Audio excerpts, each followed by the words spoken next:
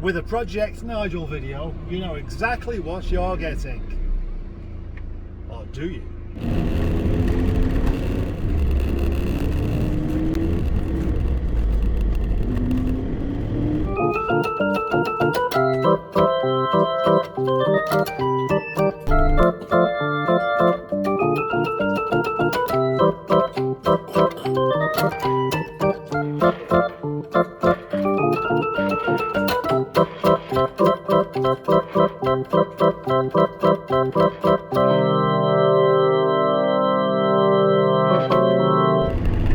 It is fairly clear.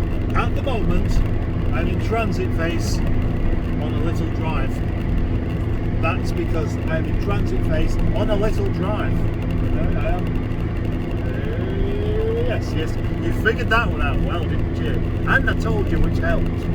I'm on my way to somewhere near Stoke-on-Trent to go and pick up a car.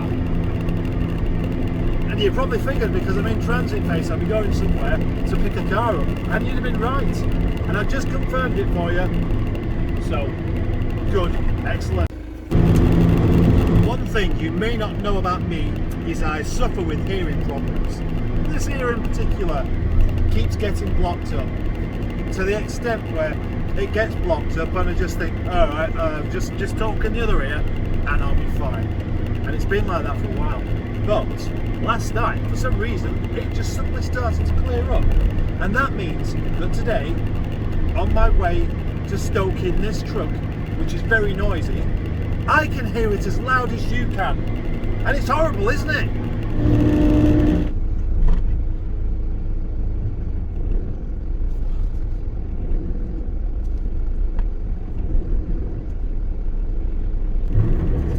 You see this BMW in front?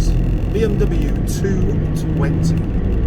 The question is it cute or is it just unbelievably boring? Because it's kind of in between to me. It just looks really quite well proportioned, but just completely lacking in motivation at the same time. In fact, again, often with these BMWs is without that badge on the back, you simply wouldn't know it was a BMW and not a Ford. I wonder if Ford and BMW are now the same thing. I know they're not, but they may as well be. Stuck in traffic, of course, and I'm getting very, very thirsty. Could do with a cup of tea, but that's okay because I brought my flask with me. But it's not okay because the flask is empty. And the reason it's empty is the reason it's still in the truck from last time. That it stopped working. How does a flask stop working? It's just an aluminium flask. It's not like a glass one that's got broken on the inside. But it stopped working. The last time I used it, it just got all hot. It's really disappointing.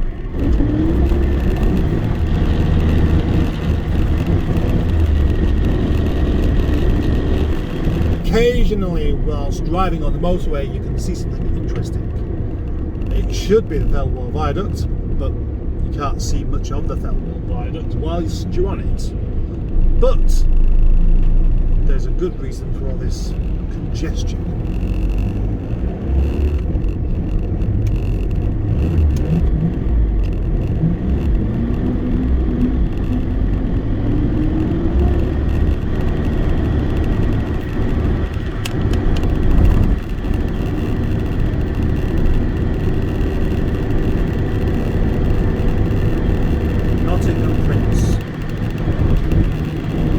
Impressive, hey?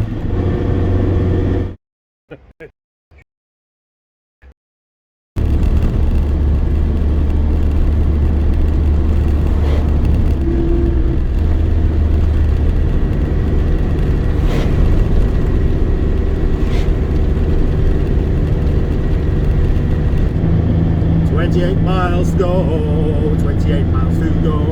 There's 28 miles to go, 28 miles to go. Probably 27 miles to go now, 27 miles to go, 27 miles to go now, probably 27 miles to go. Now you might be wondering why I'm not on the motorway. Well, you see,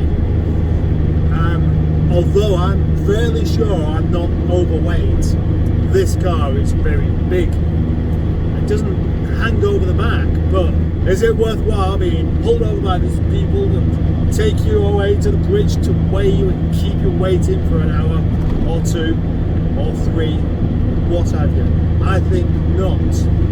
So, for the little bit longer it takes to just go up the A34, it's probably worth it just so as I'm not inconvenienced. It can't be overweight anyway. Most of that car's turned to rust. As you can probably tell, I am now in Manchester. Although obviously, unless you know the place, it could be Liverpool or Doncaster. No, I don't think Doncaster, but Bradford. Yeah, or Stockport or something like that.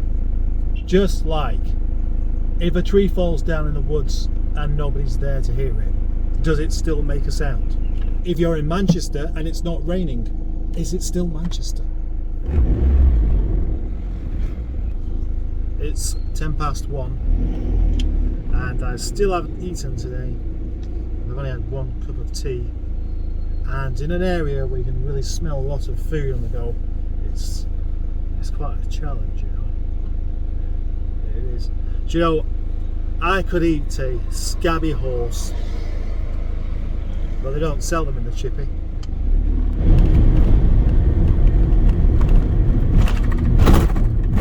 Oh gosh, that's okay. Every bump I go over, I can hear this horrible clanging from the back. I think what it is I think the suspension partly collapsed on the back of this Rover there, because I can hear a metallic clonking going on all the time, and just like Piers Morgan, it's a little bit unpleasant. I like Manchester. It's a fascinating place. I just don't like driving through it, and I wouldn't want to live here really. There's a big house to there. I've been in there. It's big. There's the Etihad Stadium for people who like football. I personally don't like football, but it's a good building, I'll give it that. I have the urge to try and cheer this bridge up.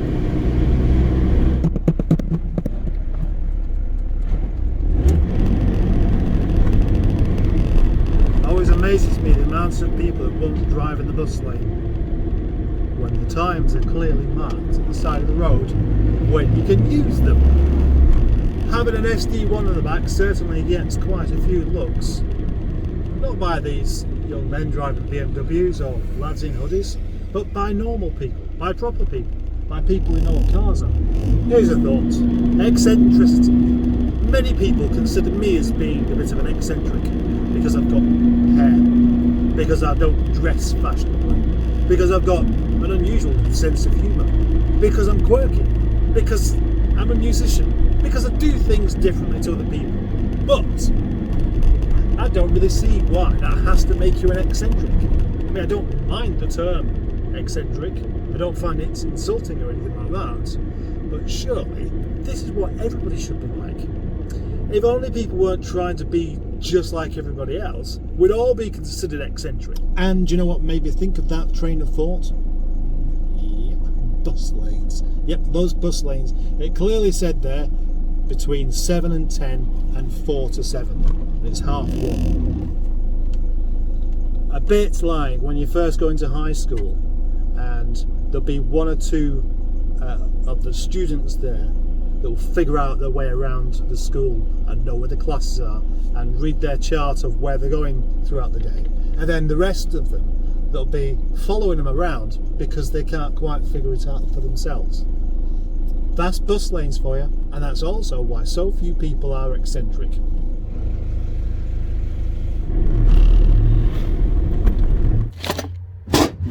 I've just been given some cake by next door at the garage.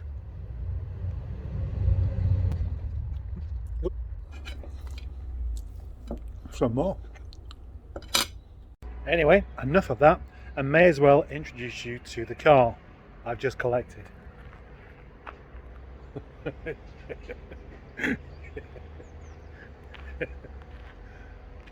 As you can see, it is a Rover SD1.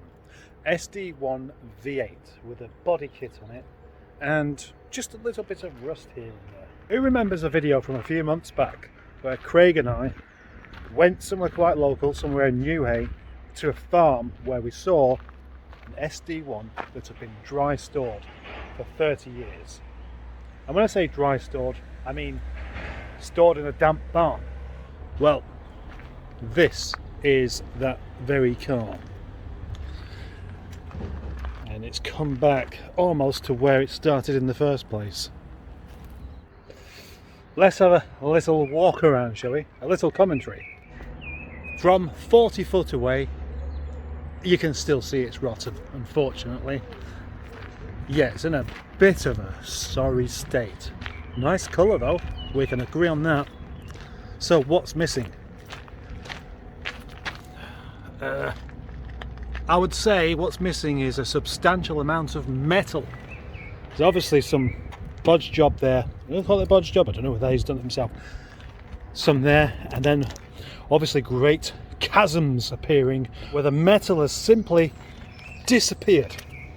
Same goes for that. I reckon that would need a new door. Along the sill, it's covered up with the plastic thing, but we can still see it's crusty all the way along. Crusty underneath. That wheel won't come off apparently. Come around to the back and we go into the boot. And we can see what a lovely green carpet this is. That would come up quite nicely. Curiously, it's got a few brand new tyres on these wheels. I'm not sure that's the best place to start.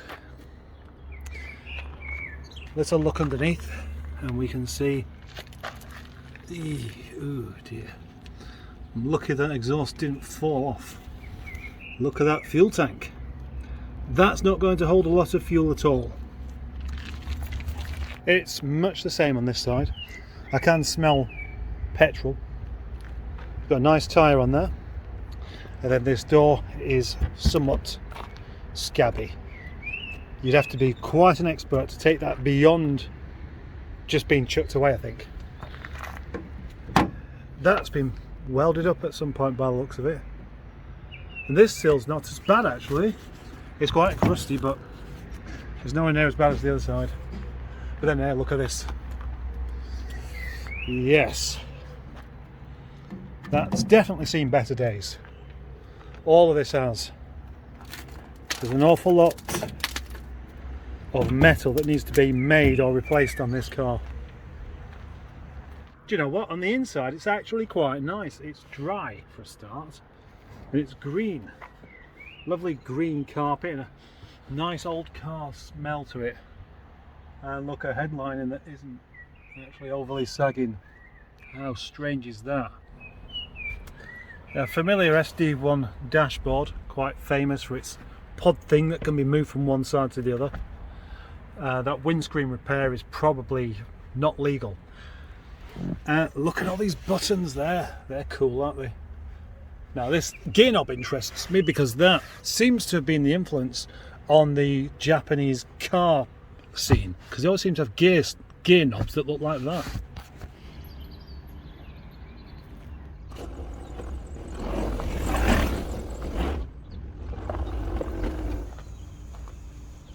Can you see what the plan might be? That tree's actually just a little bit too far away, unfortunately, so I'm going to see if I can shock it to move. That might work, or it might not work. There's only one way to find out.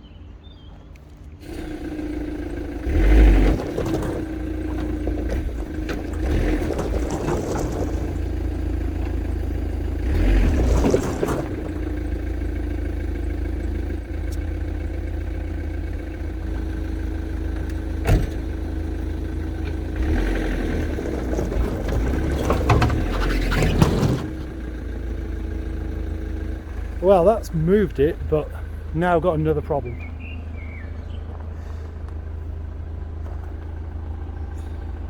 going to have to try and jack the back of the car up and move it across somehow. Jack it under what? There's nothing solid under there. There's nothing solid to actually grab hold of. Weird. Possibly. Might be able to get a strap through the wheel, pull it with a car or something.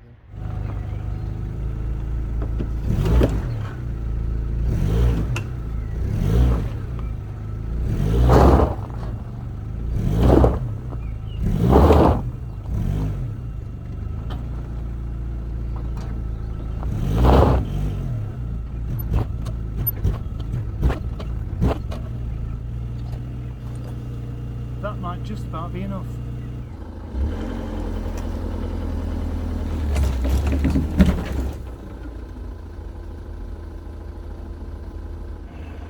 Well, I've got it that far, and now I've uprooted the tree.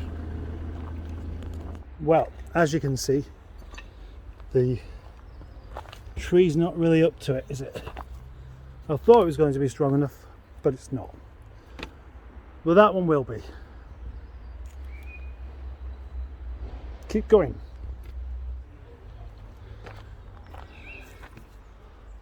That tree will definitely do. So, time for another crack at the job.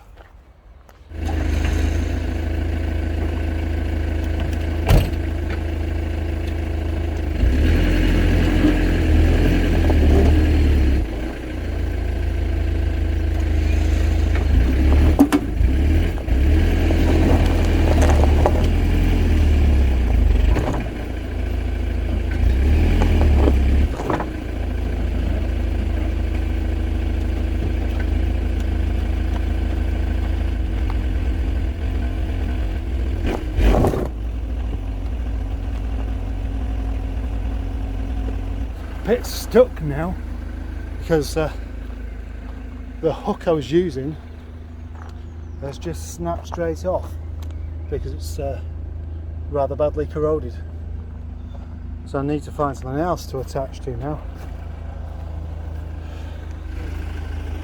Not going swimmingly is probably the term I'm looking for here. Honestly, I'm a little bit concerned about my rear lights on the Transit because they're in a bit of a vulnerable position, and with this already kind of come off, I've got to be exceedingly careful.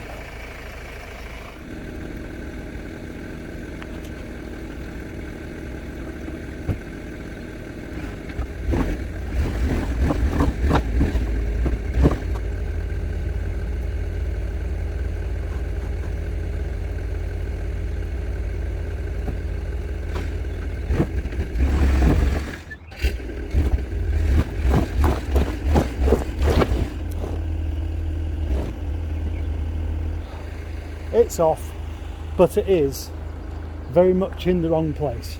It wasn't supposed to be there, it was supposed to be there. So my day isn't over with this. I'm going to have to, how am I going to do this? Wow. I'm going to have to do some yanking across there and then pushing it back or something like that. But not before a cup of tea. This is going to be some restoration job. Who's going to take it on? Who's brave enough to do this?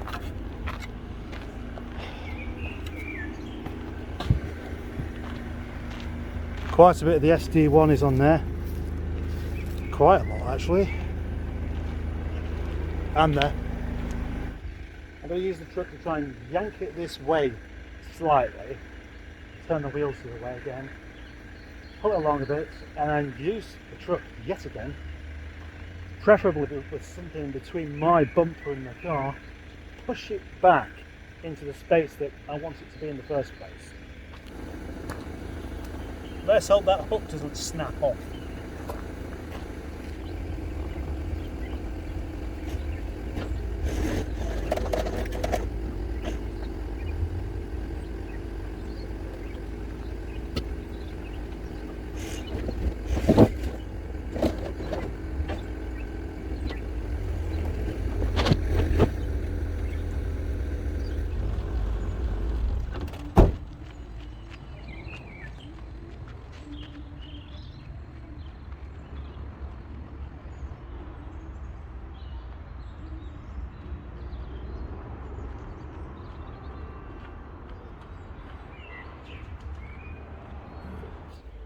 Can I pull it forward enough to be able to push it back?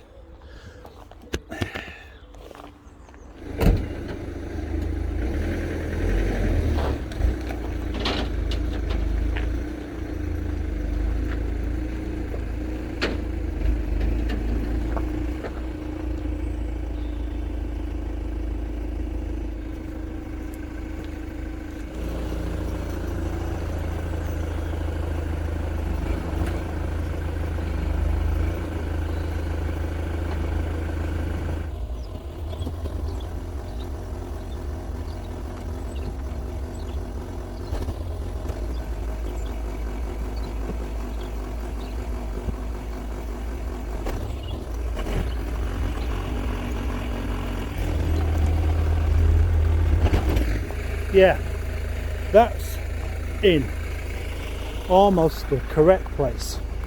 It's got a bit more room around the side there than I really meant. Not that I'm overly bothered. So I haven't broken anything around the back on that tree. Nope, good.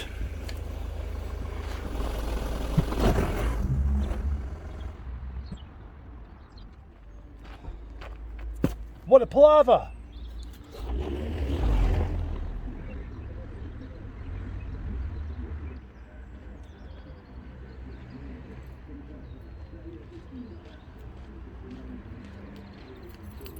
Locked.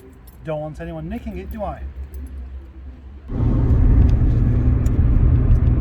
I think had I have known how long it was going to take for me to get that car off the back of the truck and put somewhere suitable, I would have actually asked for some more money for doing it, because that was 3 or 4 times more awkward than what I was expecting.